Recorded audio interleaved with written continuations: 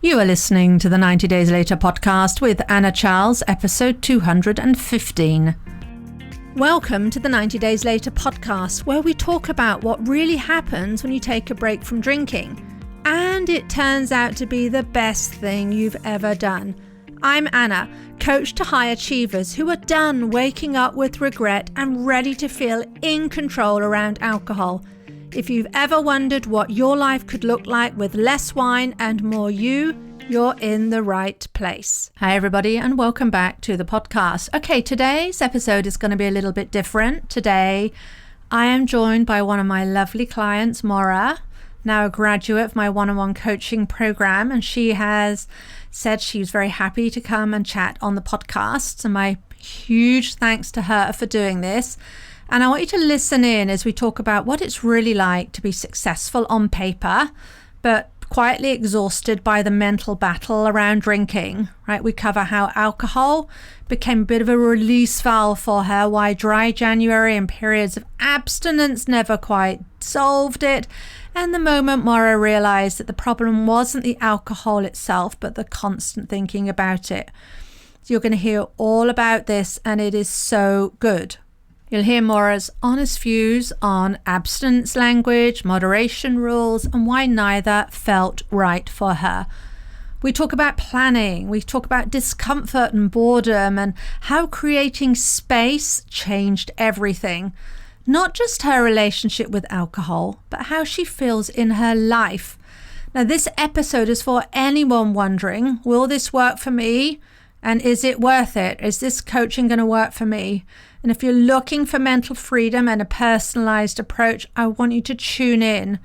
And if you want support creating this for yourself, it starts with booking a free discovery call with me. Link of that is in the show notes. And one final note here before we get started, I just want to remind you all about the free training I'm hosting on the 19th of February called How to Care Less About What Other People Think When You Say No to Wine. It's about navigating social situations without overthinking, stepping out of the what-if spiral, and feeling steady in your choices, even when other people have opinions. The training is live on 1 p.m. Central, 2 p.m. Eastern, 7 p.m. UK time. If you worry about awkwardness, judgment, or explaining yourself, then this is going to be the training for you. I have included the sign up link below in the show notes. Okay, enough preamble. Let's get talking with Moira. Okay, thank you. Hey, Moira, lovely to see you again and welcome. It's been a little while since we were working together, and so glad that you were willing to come back here and chat about your experience. It's pretty fun to see you. Thank you for having me back. It feels like we spent most of 2025 together. So yeah, it's kind of cool. And now we're here in 2026. So yeah. Just to kick things off, maybe you could just tell me a little bit about yourself. How would you describe your drinking before we started working together? I think I'm one of those maybe typical, professionally and personally successful people who sort of everything is perfectly perfect.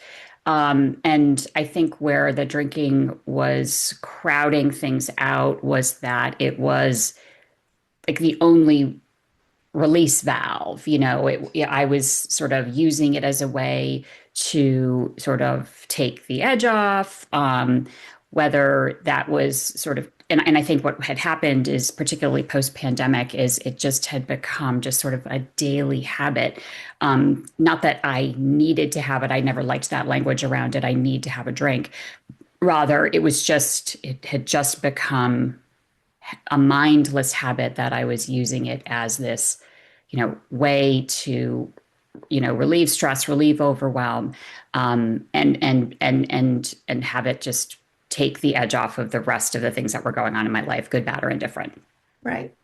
And had you tried other things before you came to me? Well, yeah, I had done a number of dry Januaries and periods of abstinence, and those were fine. They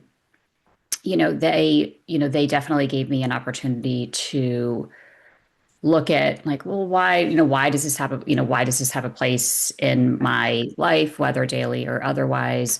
Right. You don't need it. Need is such a strong word. And as part of those exercises, I thought, well, this would be something that would be take a deeper look at. Mhm. Whether and I and of course I had seen you in the context of a dry January or a moderation management program. Mhm. Okay. And then, so then you had that kind of like sort of runway that you've been doing those things before. But then when you decided to reach out to me, why did you decide now was really the time to just, right, stop sort of doing these little bits here and there, but really make a change? I think you'll remember me saying this to you, that I kind of had this conversation in my head before we started. And I didn't know the answer, and I didn't know the answer to it, which is, am I asking the wrong questions here? Which is, um, you know, it just seemed like it really wasn't necessarily about the alcohol itself, and it really was about something else. And I really felt like I needed a more personalized, customized approach to it and thinking about it and working my way through it. And that was true. Mhm. And then I remember this when we talked about goals. I always talk about goals with people. What do you want to achieve?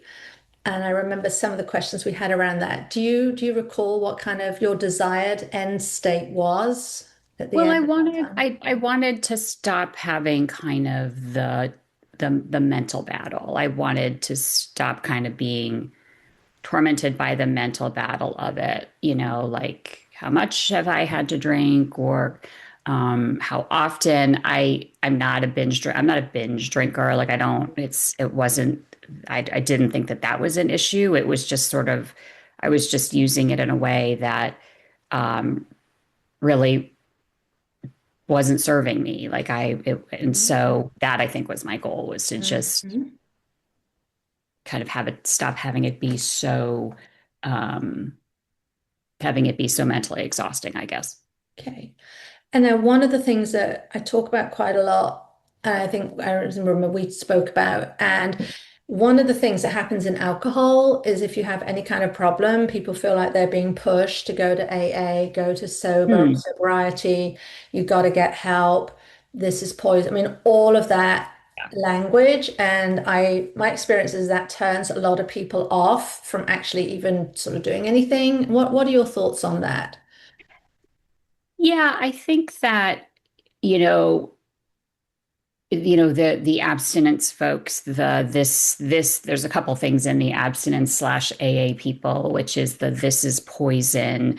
Um, and the other thing, in the that always bothers me in the AA language is they give so much agency to the alcohol itself. They give it responsibility, like, well, this isn't your fault, or this isn't you. This is alcohol. This is something else. And that you are powerless is just it's just I think it's the wrong thing to say to people, because they already are getting knocked around by it. And so to say to them, well, you don't have any power or agency over this totally neutral thing outside of you.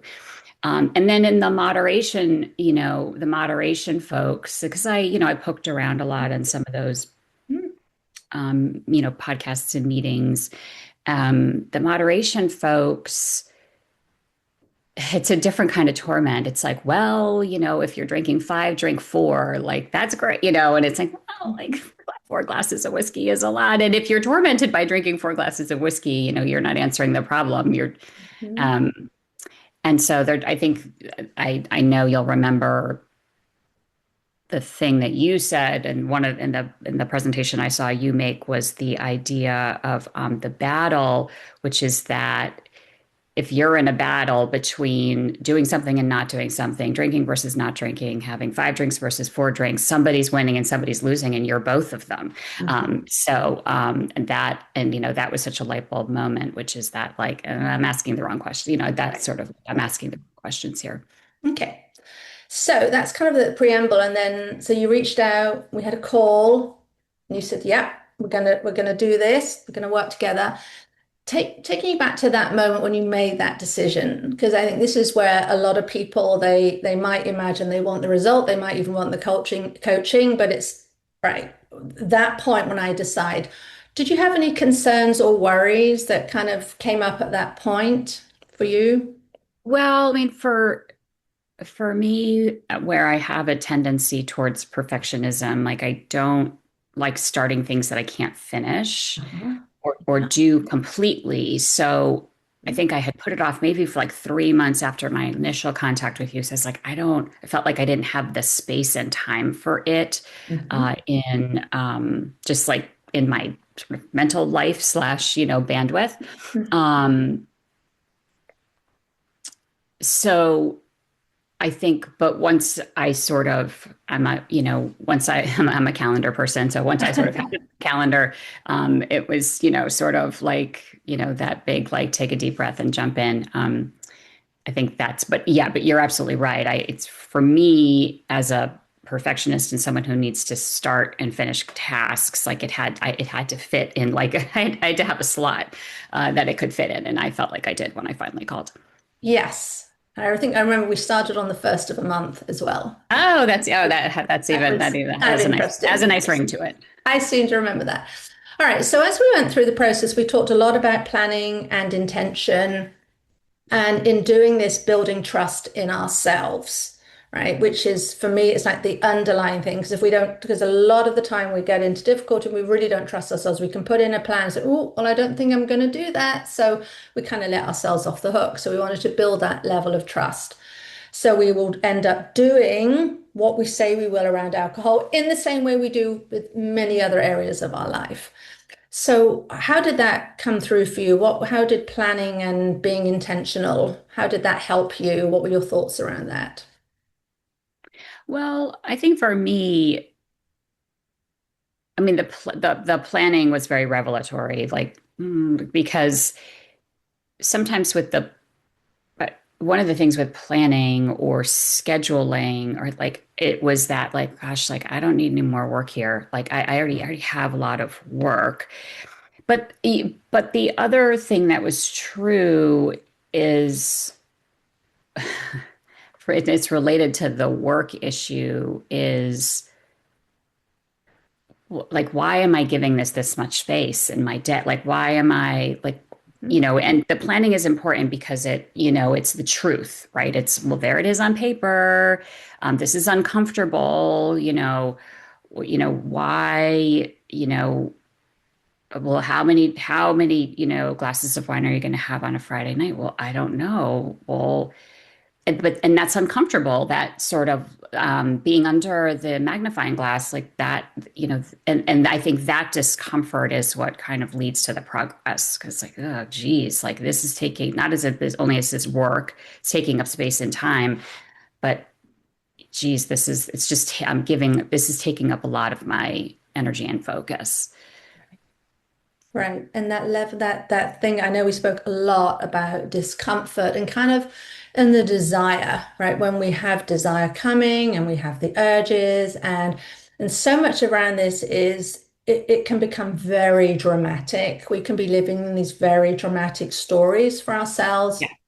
And then when we kind of cut through some of that, and like you say, see the truth, see the numbers, see the facts, then decide ahead of time what we want, that kind of neutralizes a lot of that drama. Tell me about that a little bit, how that was for Yeah, you. I mean, I love what you said about the stories, because I think when until somebody, turns the mirror around and you see it, you don't realize that how much of it is self-created, right? I mean, um, with regard to, for example, kind of that end of the day, Mhm.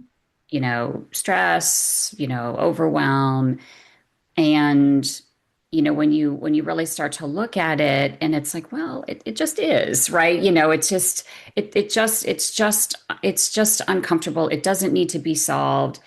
And you know learning how to kind of just get through, not sort of get through it, so to speak, but just recognizing it for what it is and realizing that it doesn't need a solution or a resolution, um, really helps with that, I think. Yeah, yeah. And I know we spoke a lot about this. It just is. And I know there were some mad, crazy things that were happening. We had some circumstances as we were working together, and it's like, okay, that just is. That doesn't require me to then drink in response to Right. this. Was it the Yeah. tornado or something? I mean, we Um, had yeah. We actually had a tornado in the part of the world that I live in that does not have tornadoes.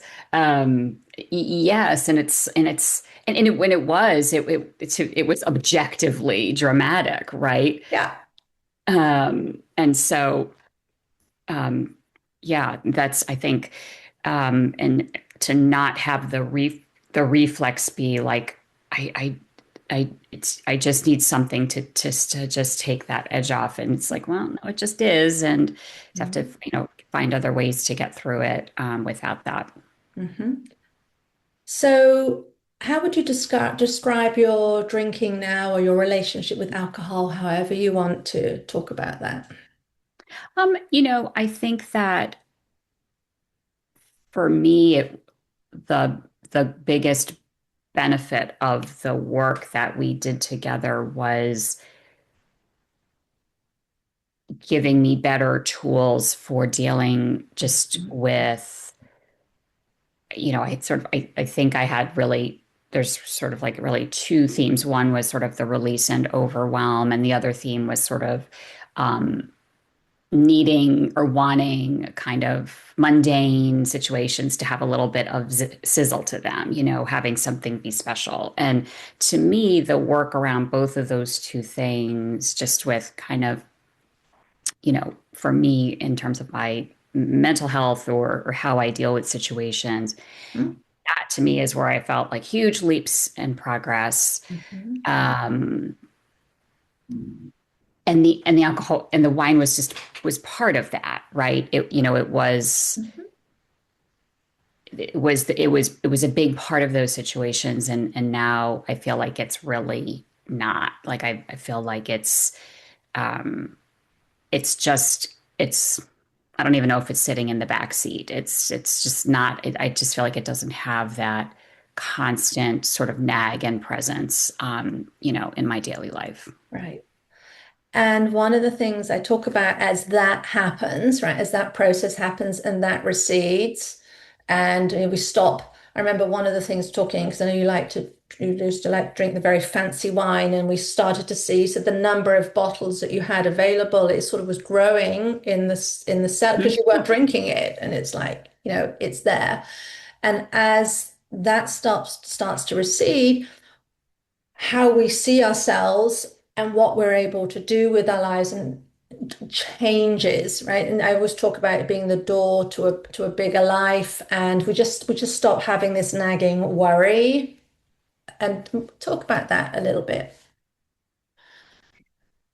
Yeah, I think, a couple of things, the sort of getting rid of that sort of nagging, why, having it not take up so much, energy, mental energy and focus. But more importantly is that the space that opens up, and whether it's literally just time on the calendar, like, oh, this would be a time, when I would likely have had one or two glasses of wine. Classic example is like a Friday night, Mhm. or a Sunday, early afternoon lunch. Like I would have had one or two glasses of wine, and really the day is over at that point, right? I mean, Mhm. but in the absence of doing that, this sort of space opens up for um, for other things. But for someone like me, like space space and time is uncomfortable because I feel like I need to be doing something. Well, now what do we? Okay, well, now what am I going to do? I'm not cleaning a closet on a Friday night, right? I don't want to do that, and I don't want to do that necessarily on an early Sunday afternoon. Although I probably should. I could use some closet work. Um, but one of the things that we talked about is like it's okay to just sit there and do nothing. Like it's like let the boredom happen because that's where you find the space to work on and think about other things. And that that was, and I think that was really a big change for me. Yeah. Yeah. High achieving, And productive, always on the go, attached to your calendar. I do remember we do use the word space a lot as we started. yeah, well, because I,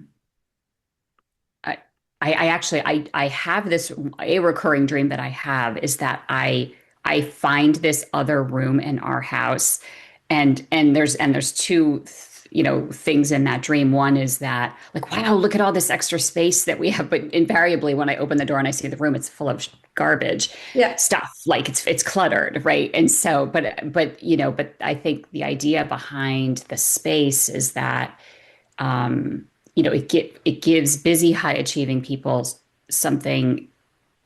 It just gives a lot of relief because it's like, okay, like I don't have to be going 24/7, thinking 24/7, doing 24/7. Um, and so, yeah, I've been trying to drink tea like a man, which is, which is that story you told me, about your parents, which is lovely. Yeah.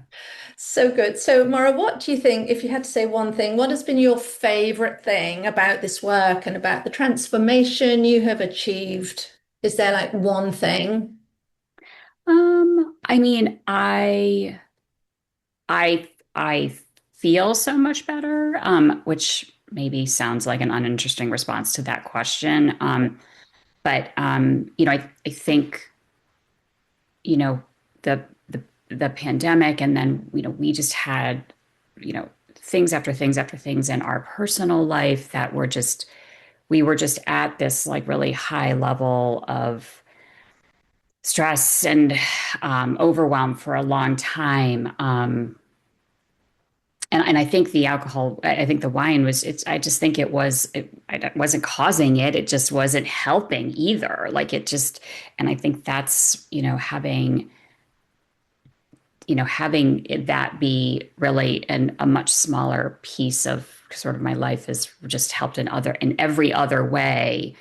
Um, and that's what I think is so important about this work in particular versus just days counting or drinks counting, which is really meaningless in the absence of working on all the other things. It's the days counting, the drinks counting is helps. It's a good tool when you're examining what's going on in your life, but it doesn't really get to any other things that is important to think about or work on when you're trying to improve this aspect of your life, I think. I think it's a tremendously joyous answer you just gave that you feel better.